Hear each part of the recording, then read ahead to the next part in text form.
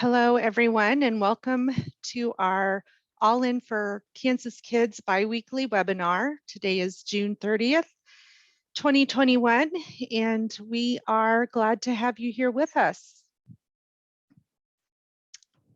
Today's meeting will consist of our general updates, and we do have a lot of exciting information on new funding that is available for Kansas families that we want to share with you today. And then our guest presentation will be in two parts. Tanya Kane from Child Care Aware will be giving us the supply and demand report. And then Sarah Gardner from KUCPPR is going to give us the 2020 update to the Early Childhood Care and Education Comprehensive Needs Assessment.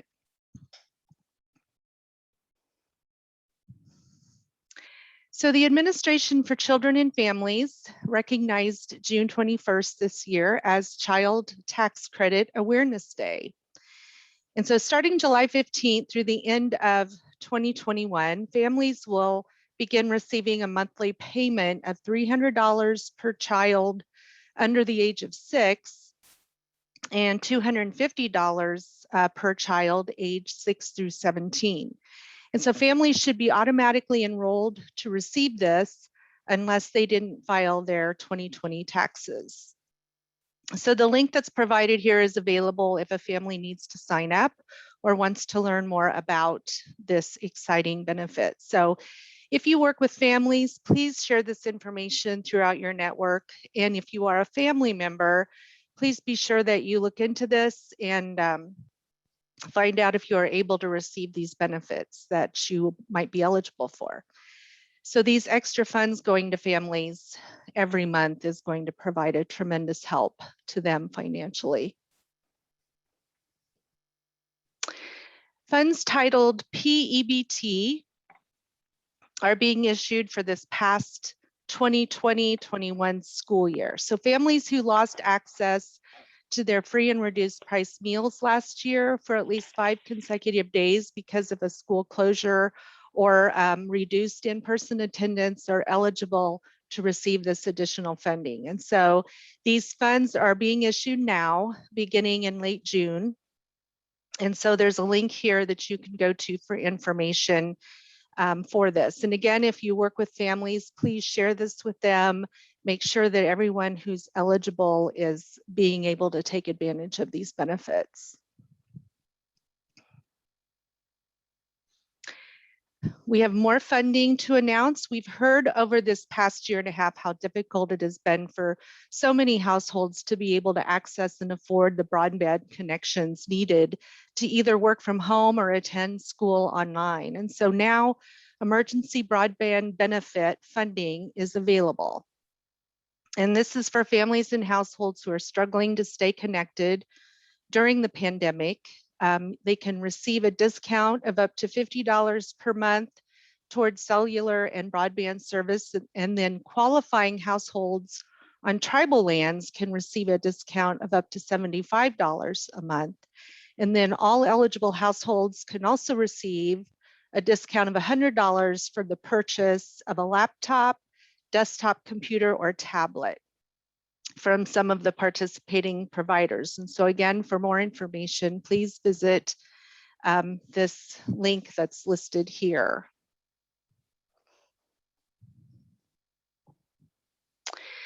The application process has now started for a grant opportunity available through the Kansas Children's Cabinet and Trust Fund. So they are announcing the release of a request for proposal, or an RFP, through the Community-Based Child Abuse Prevention Program, better known to many of you as CBCAP. And so these funds support primary and secondary prevention efforts. And so the CBCAP application for fiscal year 2022, which starts tomorrow, July 1, can be submitted through the Kansas Common App platform at this link provided.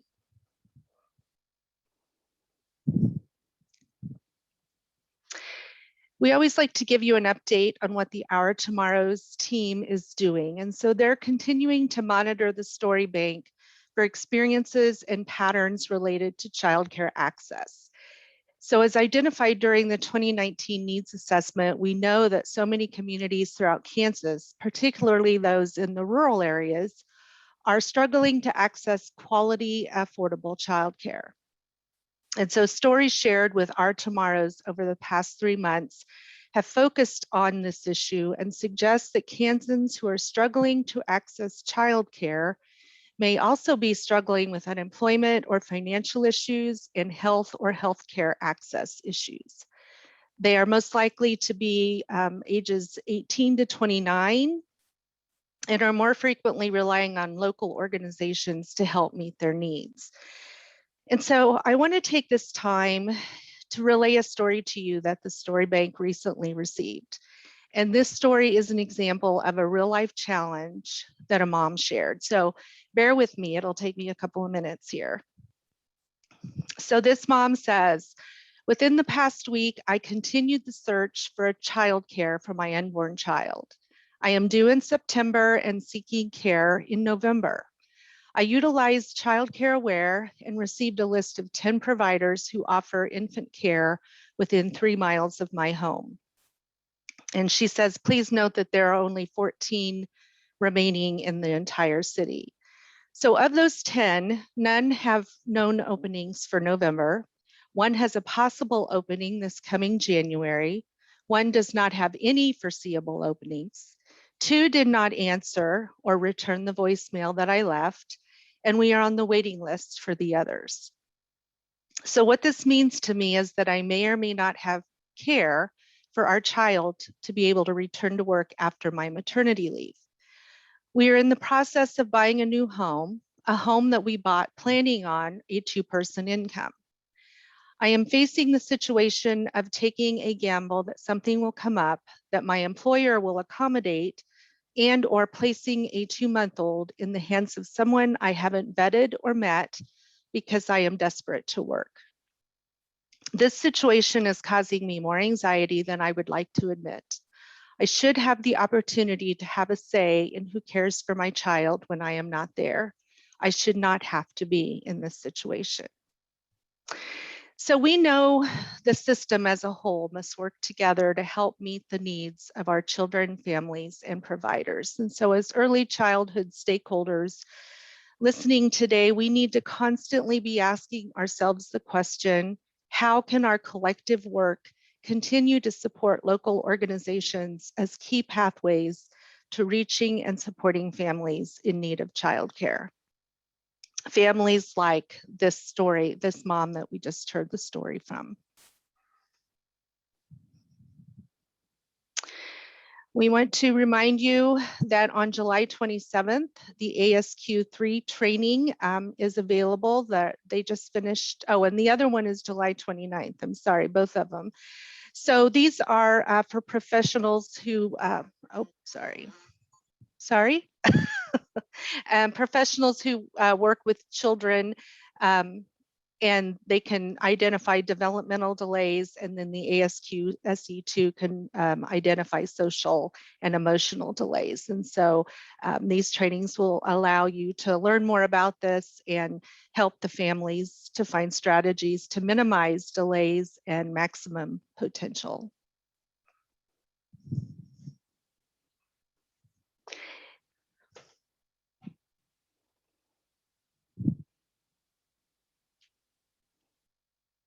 And so now I believe we are ready for our presentation. There we go. So again, our presentation, the first part of it is by Tanya Kane. She's the Director of Workforce Supports through Childcare Aware of Kansas, and she is going to share with us the 2020 Supply and Demand Report. So welcome to the webinar today, Tanya.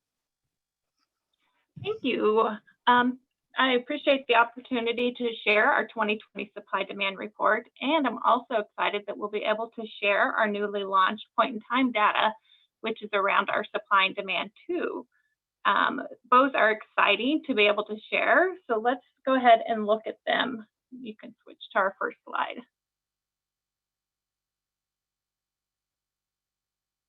While they're getting that pulled up.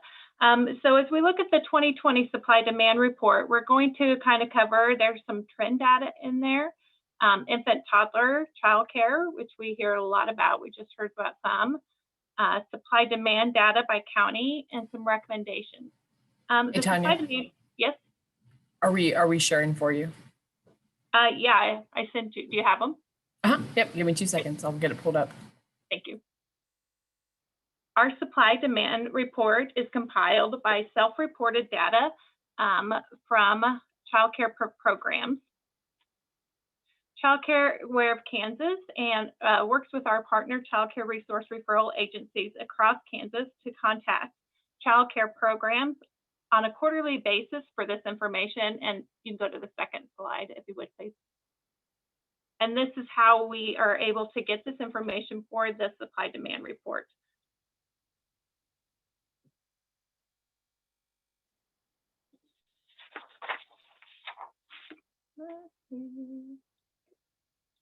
We'll get there.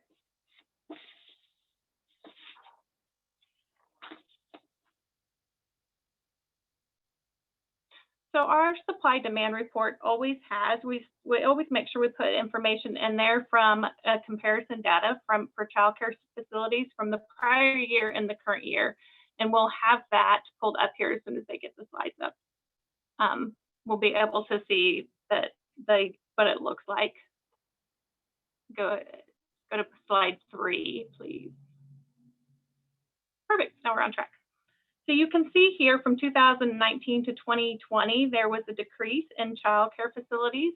This, we break this up by childcare program every year in our supply demand report. So you'll catch in our reports, and we've been doing them since 2017, that we try to keep data, some of our comparison data similar in them, so that you can look at those from year to year. It's kind of helpful.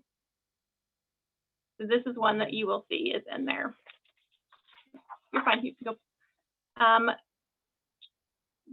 Childcare Aware Kansas also incorporated into this particular report some trend data about supply demand reports to help paint the picture of the childcare capacity over time.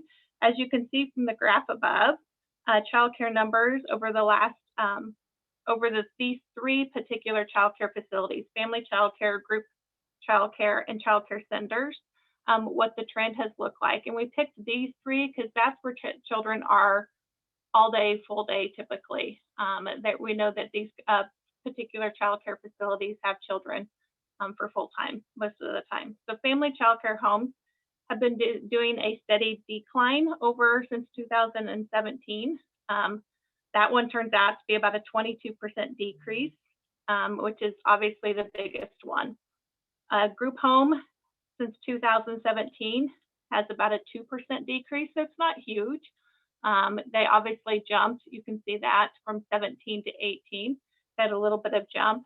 And centers really have kind of stayed pretty steady. They have a 6% increase. So they're not decreasing, and they have been able to increase a little bit. So the overall slots is still a loss from what our data tells us. And I will tell you that we look at slots as a desired capacity. Licensing has their license capacity, but when we look at slots, we look at providers' desired capacity. We do that when we call them, we ask them how many children they would like to have in their childcare facility that isn't over their license. Just looking at it from a childcare provider's point of view, if we know that they get the ratios are 1 to 3, but a provider might not want to take 3 infants. They might really only want 1 infant, or they might be licensed for 10 kids, but maybe they really only want 8 children. So we keep license capacity, as you'll see later, but we also track desired capacity. So we ask them what their desired capacity is, so that we can have that number. So when you're looking at what is the total capacity, and we use that when we get our supply demand numbers, we have a little bit better idea what the capacity is in a county. How many slots are there really potential for? Because if a provider is licensed for 10 kids, but they really are never going to take those 10, then there's really not a capacity in that county for all of those slots if they're never going to take them. So we'll show a little bit more about those.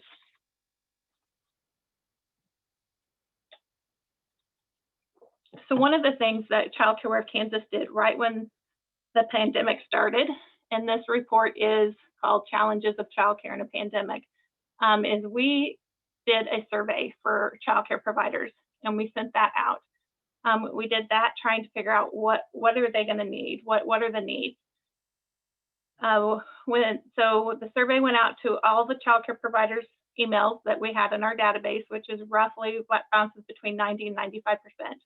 And we put this information into our report. You can see that 43% of those providers completed the survey, and those represented 98% of the counties in Kansas. So we got a pretty decent response back. 83% of them at that time responded that they are open and were going to be staying open. To no surprise, they did tell us what they needed more than anything were cleaning supplies and sanitizer and toiletries. At that time when the pandemic first hit, that was not a big surprise to us. We did find out that the programs that were closing were due to because their districts were closed, their buildings that their facility was in were closed, or they was due to low enrollment. We did do a follow-up survey later to mimic this survey and some questions that KDHE were needing to get some additional information. Our partner CCRNRs were able to help use this survey. We broke it down by county, sent it out to them to work with their community partners to also see if there were any funding or help that they could get around in different counties. So it turned out to be some good information that we could use to help child care providers where we could.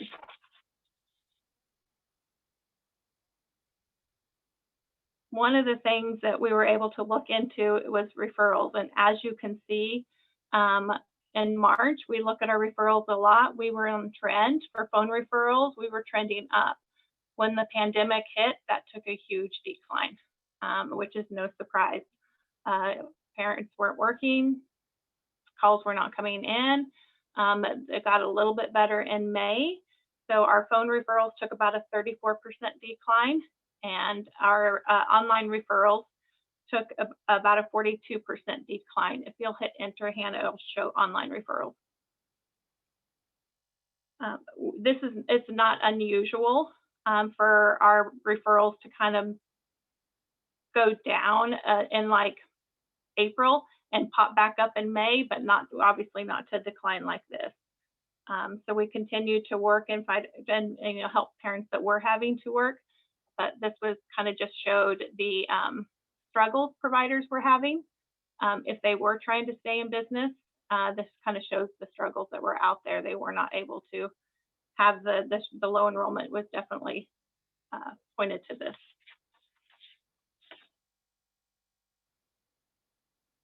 By all means, this is my favorite part of one of our supply demand. This is the second year that we have done the infant toddler child care capacity.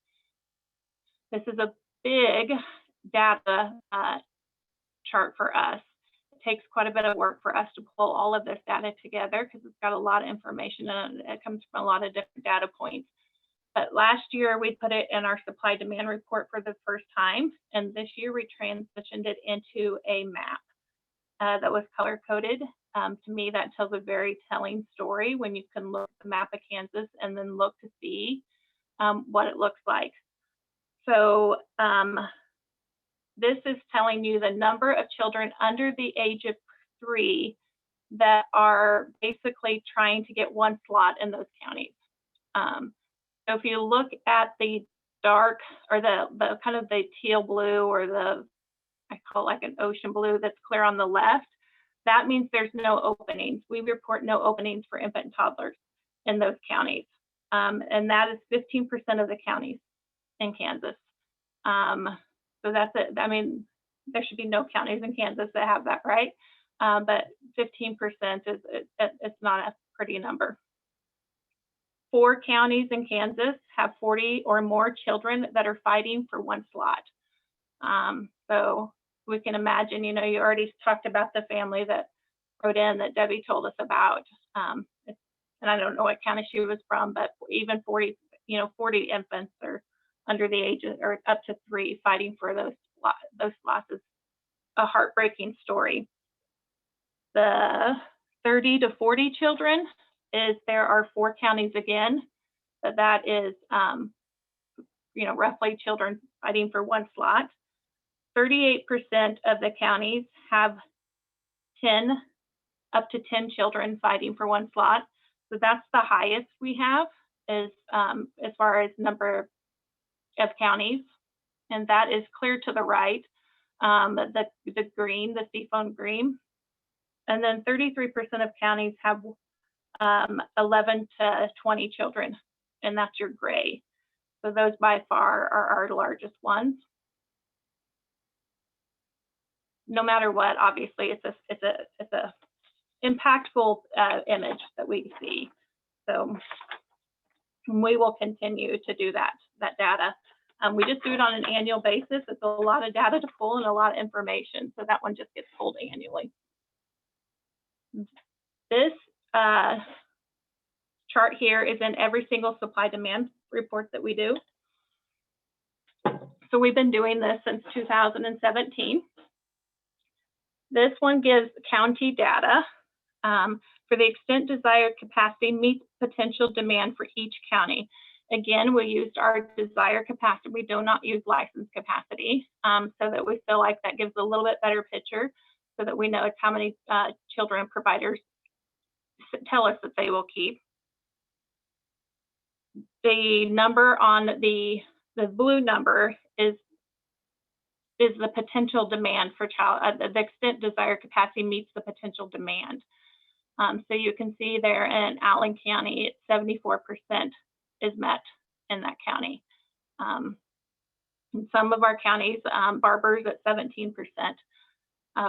We get these numbers from different sources. We do have all of that down in there. We have all of it cited to where we get it. Typically, let's see. We'd have it for Kansas. I should have put that on here. I did not. We have the overall for Kansas at the bottom of this chart. I should have grabbed that and put it on here. I apologize. I didn't even think of that. So you could see like what the overall Kansas desired capacity is. Hold on, I'll just grab it real quick off of our report. Wait, one too many. Well, 51% is the overall Kansas, so a little over half, which we shouldn't be surprised. We're not really that close to it. You can go to the next. And then the last thing, and one of the things we do in every report is we do recommendations. So this year we did our recommendations a little bit differently. We kind of broke them down into how different audiences could do the recommendations. Might be something as easy as you can join a thank you campaign for Child Care Heroes. We have ways to do that on our website. It might be as easy as a family visiting with their employer to talk about their child care needs, or somebody, telling people just participate in your community coalitions that are talking about child care capacity issues. And then there's other ones that kind of go more in depth for community stakeholder, government leaders, and are in the back of our supply demand report. So we have it for all different levels, depending on where a person might be at, and be ready to help with building child care capacity. This report is on our website, and I'll give you the information about where you can find it. Linked with this information is we are excited that we just launched in May our point-in-time data, which becomes important because when we pull this data, not that it's not current, but it's not a point in time, right? It's not immediate. It takes a while to get it approved and get the report out there. So now we've been able to launch a point-in-time data. With one click, you can access current county supply demand data on our website. It's underneath our community tab. And you can go ahead and go to the next page. So on this on this document. At the top of every single one, we have census data. Obviously, that is not point in time, it stays. But we did this so you didn't have to go back and find the census data. This is information that's helpful when you're looking at it. So we have the number of residents, the number of residents under age 6, the number of children under age 6 with all parents in the workforce, and then the median household income for that county. This just helps so you don't have to go find that data. It's already right there by county. And then the other 2 data points we put in there was the extent desired capacity meets potential demand for the 19 and the 20 year. So you can see those last 2 years off the supply demand report. So those are the data points that don't change, and they'll be on every report for that county. And then for the next, the ones that do change, these are real-time data. The minute you hit click, it pulls out of our database. So you can't get any more current than that. Are the trends. So the 1920 childcare numbers of facilities stay the same. We pre-looked those up and we built those into every county data sheet. The 21 are pulled out of the database when you hit the click. So this can give you some ideas of what is happening with the childcare numbers by program or by facility for each county, which can be helpful. Then the childcare facility, we do capacity. We have in there the enrollment numbers for the county by childcare facility, the desired capacity, and the licensed capacity for each childcare facility. So those are helpful for you to be able to look at. And then we have non-traditional information. So we have the number of childcare programs that offer evening, weekend, and overnight care. And we have financial information. So we have the number of facilities that offer DCF care and the number of facilities that accept the CACFP or the food program. And then we have on each sheet is the average cost of care by family child care programs and by child care center broken down by age. So that will help make kind of have community kind of see what all is going on in their county.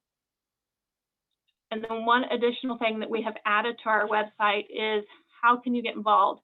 If a community member, a parent, or anybody goes in and pulls this, and then they want to get involved, we do have a tell us what you think or on there that you can fill out the information. And one of the options we have just added is I would like to be contacted to learn more about building childcare capacity in my community so that we can help connect people.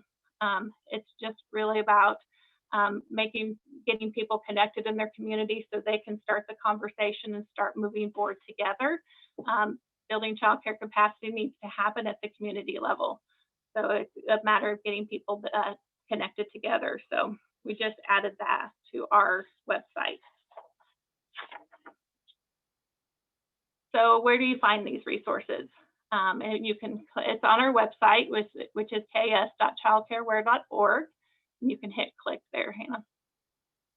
The first one is our point in time. If you hit click, it'll show you where it's at. Hannah. The first time is our point in time website. And sorry, what am I clicking, Tanya? I think if you just hit click, it'll go. It should move it over. You just click. There you go. Gotcha. Is under communities, and you can see the point in time. And it will just, it'll be right there. The second one, if you hit click again, the other one will show up, is on resources. And you'll see reports, and all of our supply demand reports are right there for your use. I think I'm right there. And the last is just my contact information. If you have questions or if we can help with any data or getting anybody connected in their communities, we will definitely are willing to do that. So and I think I am right on time.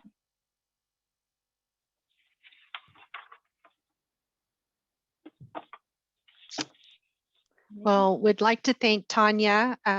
This is really great information to have and kind of hopefully gives a lot of us an idea of what else there's still left to be done And so thank you for sharing this with us. And I believe, I know your information is here. So if people want to request a copy of this, I think you do send this out to all licensed providers in the state, if I remember correctly.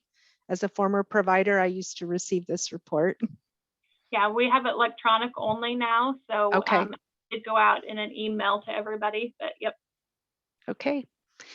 Well, thank you, Tanya. And now we are moving on to part 2 of our presentation today with Sarah Gardner. And again, she's going to share some 2020 updates for us. So Sarah, welcome, and it's good to see you today. Thanks so much, Debbie. And just to clarify, my little emoji of the celebration was not because you announced me, but because this report that Tanya shared is stellar. And as you guys will see, one of the limitations of a big annual needs assessment is the datedness of the data, and the point in time information on childcare capacity is really, really amazing, and a huge kudos to the Child Care Aware team for recognizing that and making that happen so quickly. So that's an awesome resource for the state overall. So as Debbie said, I'm going to give you guys a quick run through of the needs assessment update, our 2020 needs assessment update. So just to give some background and overview of what this is actually something that, in addition to just being good practice, to update needs assessments as often as you can. For us, it is also a part of our preschool development renewal grant. It's listed as activity 1 of the grant to update the needs assessment. It's totally up to us as a state on what that looks like. We opted to cover the time period, the calendar year, so not the grant year, but the calendar year, to make it easy for folks to wrap their head around the dates. And then also to really focus on the thing that was on everyone's mind, which is the impact of the pandemic, as much as we could. So there are 4 sections within the needs assessment update: experiences of Kansas children birth through 5 and their families, particularly with the impact of COVID. The same frame for challenges facing the Kansas early childhood care and education workforce. Child care providers are really the primary part of the workforce that was included in this. But we also know that in Kansas, we consider our early childhood care and education system to be much broader. So it does include information about our family support professionals, our preschool teachers, et cetera. We also noted this was the first year of implementing our All In for Kansas Kids strategic plan. So that is part of the analysis as well. And then we couldn't do a Kansas report without talking about some bright spots. And there were many of them, despite a very difficult year for folks. And then if you want to follow along, you're more than welcome to.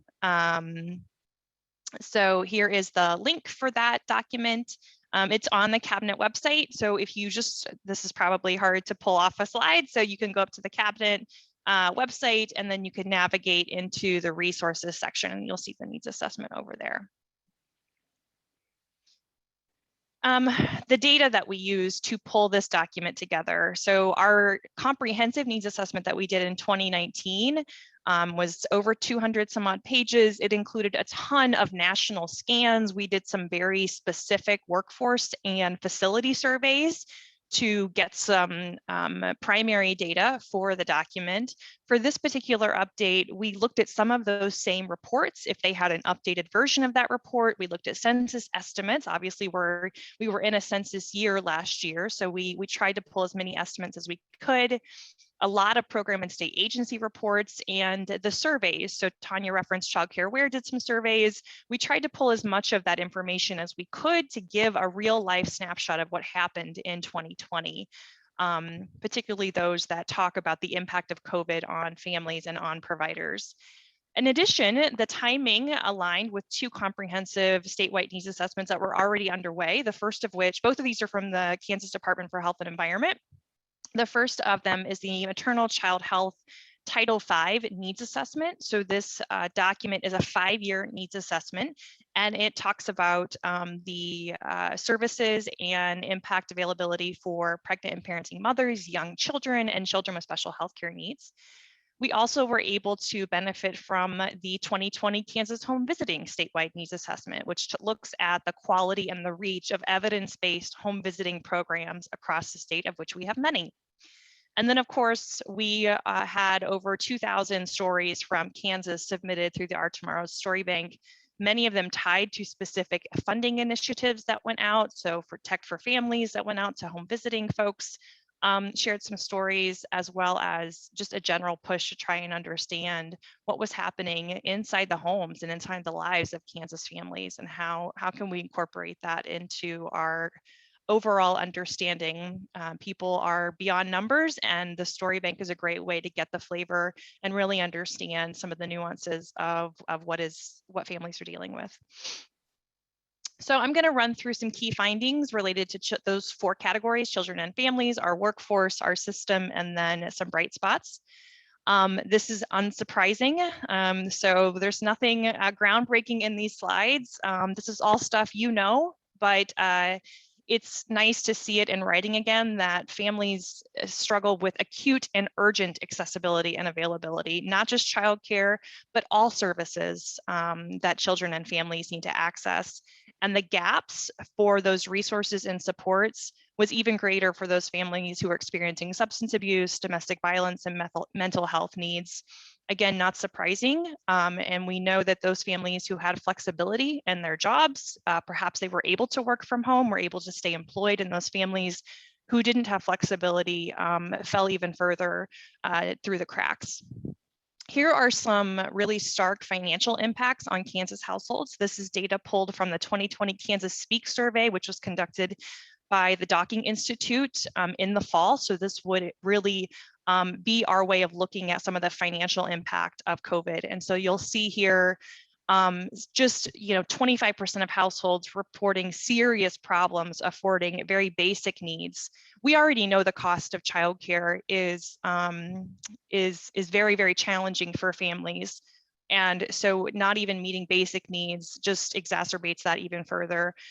Debbie talked about the parent who was counting on a 2-income household to make some of those ends meet, and the challenges that are coming with that. 1/5 reported challenges with paying mortgage or rent. We know there was assistance for these things, but a lot of that assistance has expired or elapsed or was very time limited and difficult to access. Just over 1/3 reported they experienced reduced hours or wages. And then, of course, we know who bears the brunt of some of these challenges, particularly related to childcare, and that is that women under the age of 45 reported some of the greatest impacts. So just some stark data to back up the stories that we know.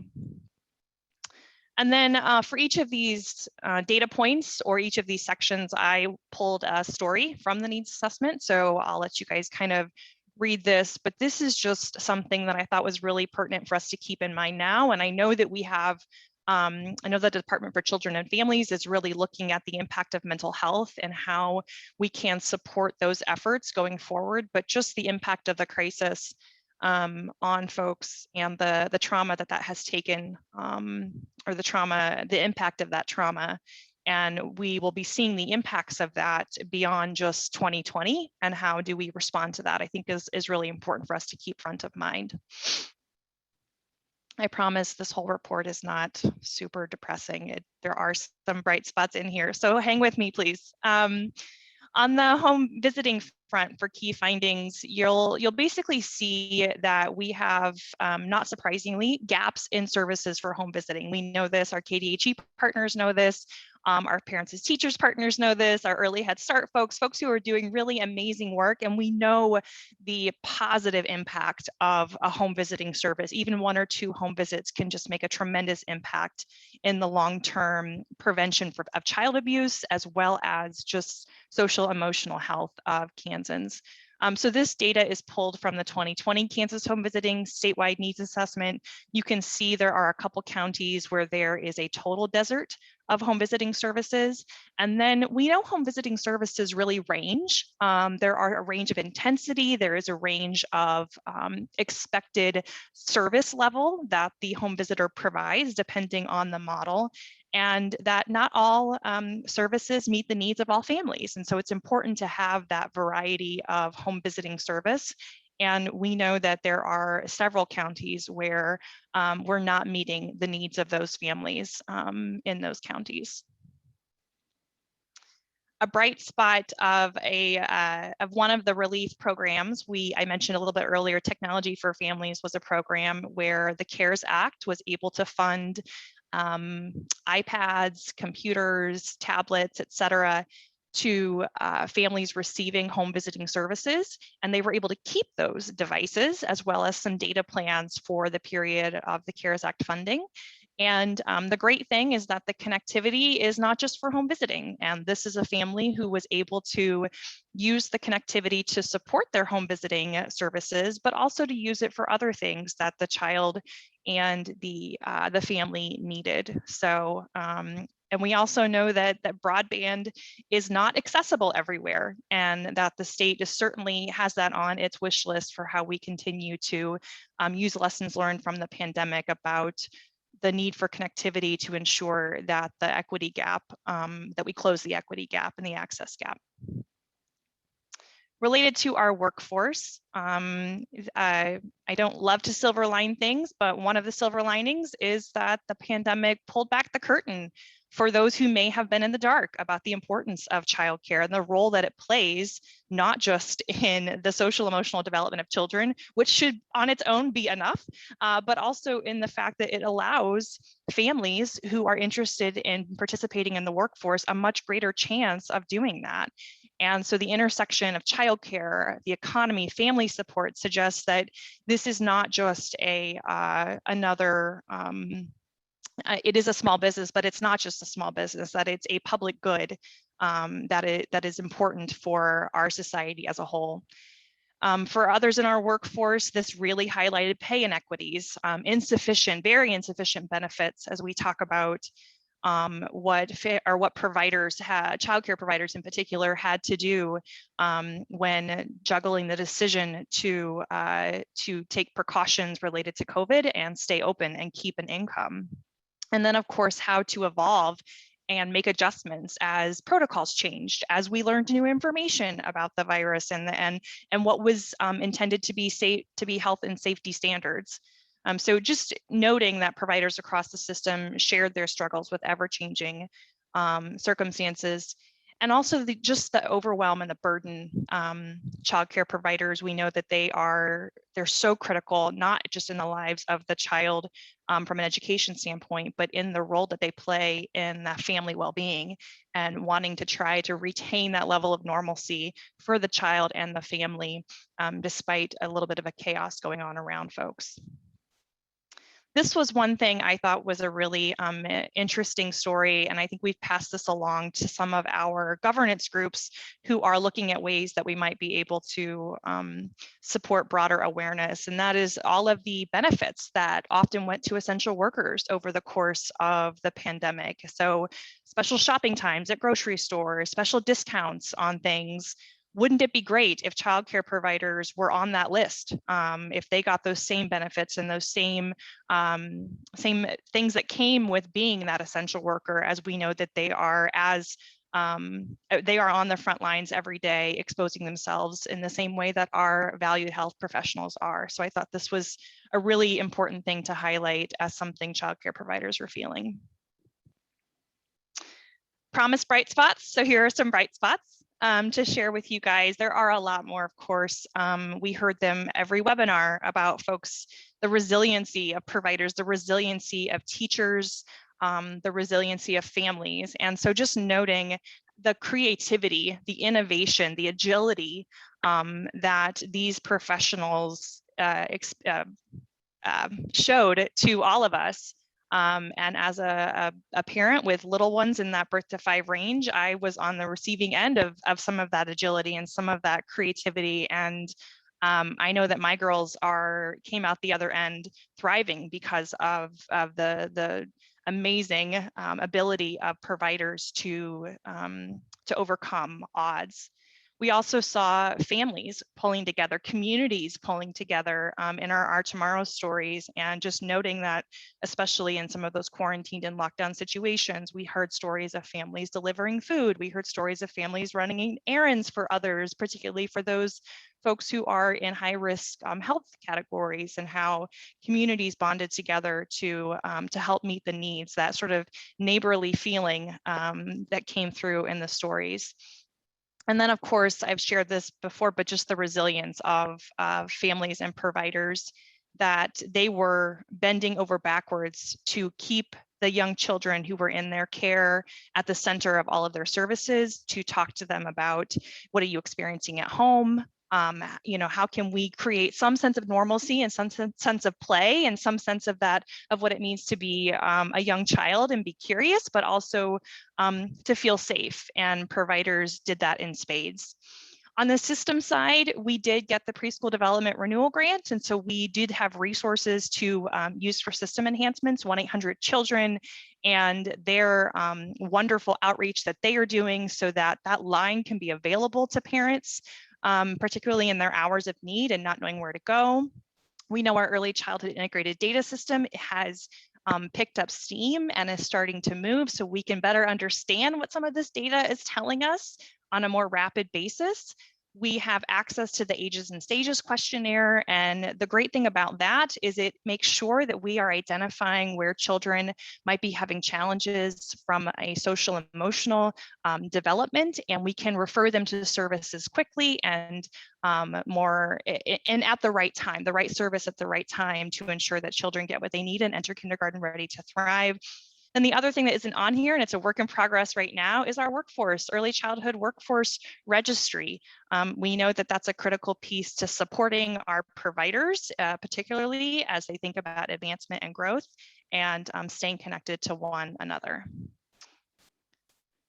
So here's another bright spot story of what access can look like. And we think of access as in-person services, but the pandemic has taught us that access looks a couple different ways. And it's amazing what children are able to adapt to in virtual learning and virtual environments. So this is a family that was able to participate in several different services because of receiving a tablet and some support services. So I'm going to kind of wrap up here with a few limitations around the needs assessment. So obviously it's a lot of information, it's a lot of data, but there were some limitations. First of all, it is a 1-year update, and not all data points, not all indicators are updated that rapidly. I know 1 year seems like a long time, but as Tanya referenced, data collection is a huge lift. And as we build system infrastructure like the registry, like our ESIDs, that gets a little bit easier, but for now it's a lot of people making phone calls and doing a lot of hand counting and stuff. So not all of the indicators from our big reports were able to get data. So that's not always available in Kansas. Access to services in 2020 obviously was dramatically impacted. So as we think about the findings that we are sharing from the 2020 update, it does need to be taken into account that there may be families whose experiences would be very, very different, and we can't necessarily extrapolate the lessons learned because not everyone was accessing services the way we would like. And then it is ongoing. We are not out of the woods yet by any means. We still are seeing, Tanya shared the trend line. 2020, 2019 was a huge negative downturn for childcare provider and access. And we know that those conditions, while we are not in lockdown and there are a lot more safety, a lot more things to help with health and safety now, that we're still navigating the long-term impact of the pandemic. And so these Kansas focused reports in this document are really talking about short-term impact. But the opportunities that we have in front of us using this information, using the supply and demand reports and the point in time data that you heard about is, we know that people were creative around remote service provision. And maybe that's an avenue that we should continue to explore and be creative around to make sure, particularly in our rural communities, If we had broadband in more places, what would that access look like? How do we think of access differently now that we've had to think of it differently? Increased collaboration leads to additional alignment with our preschool development grant. We have a governance structure, we have the panel, we have our state directors team, we have the stakeholders group, we've had the momentum from our preschool development grant and the alignment that we have, and that allows us to share ideas more rapidly, to collaborate more easily, and from that collaboration, good things can come. We also, I noted this, the conditions of the pandemic, just reminding everybody of the critical importance of childcare as an industry. I feel like it's on the national news more so than I have ever experienced. And this is an opportunity. It is an open door. Let's drive a big Mack truck through it and make sure that it sticks and that we can have long-term impact in leveraging those federal funds that are coming in. They came in last year. We're seeing more dollars come in this year. We don't know what Congress will do with a social infrastructure package perhaps, but things are on the horizon.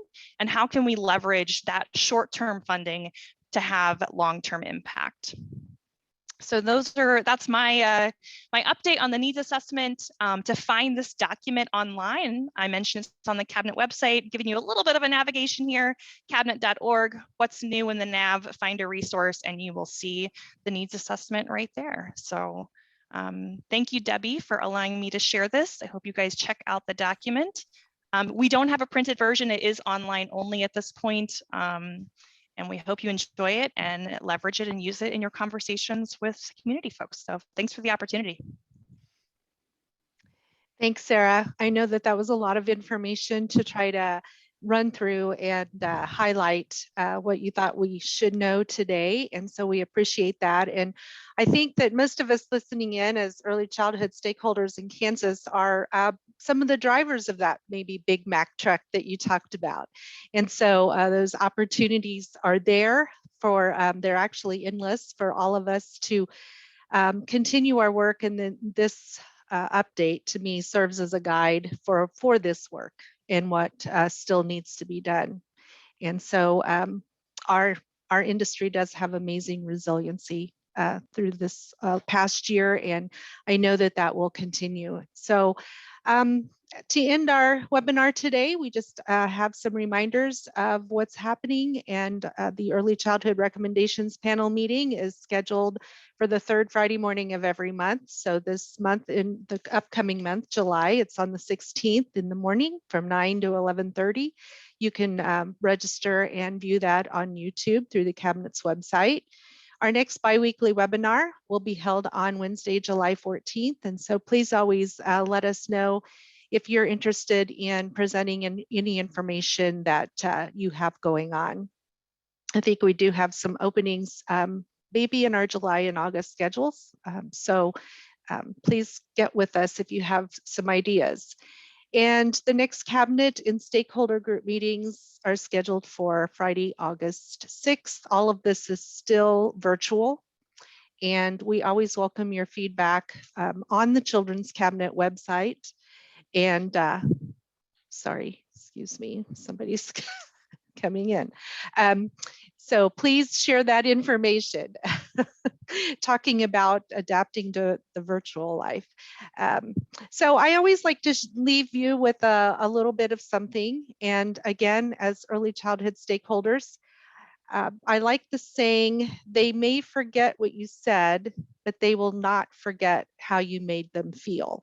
And so I think as all of us work together with families and children to improve their lives in Kansas, we always have that in our minds. And so here from the All In for Kansas Kids team, we wish you a very happy and safe 4th of July.